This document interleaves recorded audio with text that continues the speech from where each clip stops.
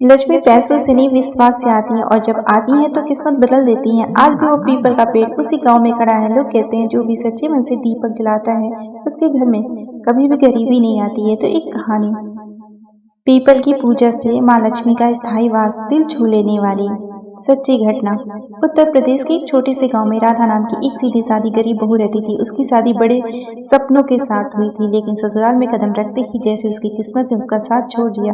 घर की हालत बहुत खराब हो गई। कभी खाने के लिए अनाज मिलते तो कभी नहीं मिलते, कभी पति बीमार हो जाता, कभी घर में झगड़े होते। सास हर बात के लिए राधा को ही दोष देती कि जब से ये घर में आई है लक्ष्मी चली गई है। ये सुनकर राधा चुपचाप रोती, उसे सब ज्यादा दुख देते। इस बात का कोई भी उसे गिलाल नहीं था।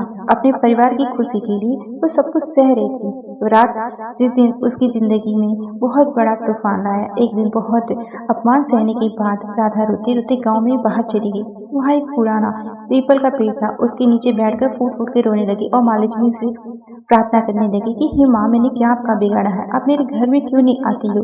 तभी एक अचानक बूढ़ी औरत वहाँ से निकली। उसकी आवाज बहुत ही मधुर थी। उन्होंने प्यार से पूछा, बेटी क्यों रो रही हो? राधा ने अपनी सारा दुख माता को बता दिया। बूढ़ी औरत मुस्कुराई और बोली, बेटा, यह पीपल साधारण नहीं है। इसमें स्वयं माँ लक्ष्मी और भगवान विष्णु का वास होता है।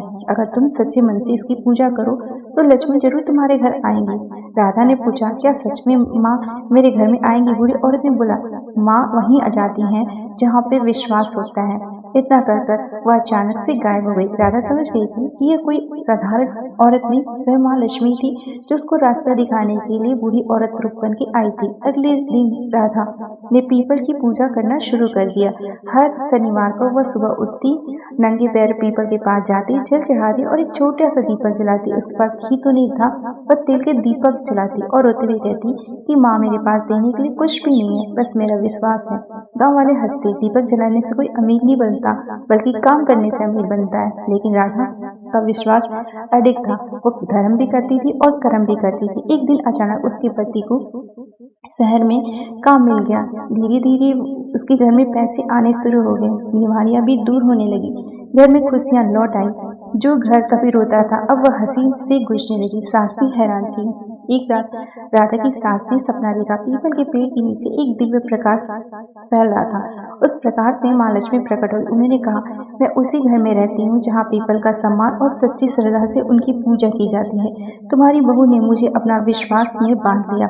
सास की आंखें खुली और रोने लगी। सुबह होती वह राधा के पास पहुंच गई और पहली बार में उसे गले लगाकर रोने लगी। बेटी, मुझे माफ कर दो, तुम बहू नहीं, हमारे घर की